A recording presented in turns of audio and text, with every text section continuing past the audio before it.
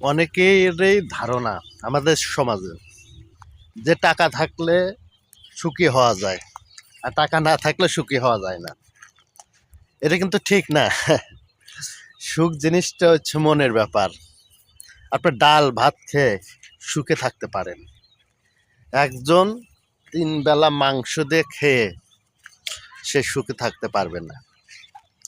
কারণ টাকা পয়সা ধন সম্পদ প্রচুর আছে, আপনার শরীরটা ভালো নেই।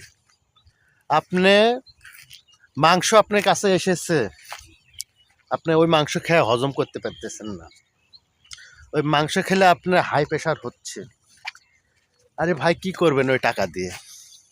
এই টাকা ইনকাম করতে যেই তো আপনার এই অবস্থা হয়েছে।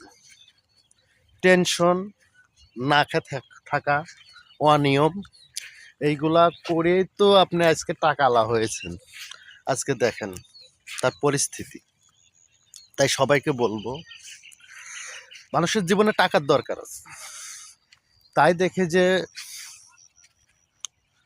আপনারা না খেয়ে থেকে কোনো কিছু করবেন, তা কিন্তু ঠিক না। তাই সব কিছুই করতে হবে, টাকাও ইনকাম করতে হবে, শরীরও ভালো রাখতে হবে। অবশেষে বলবো,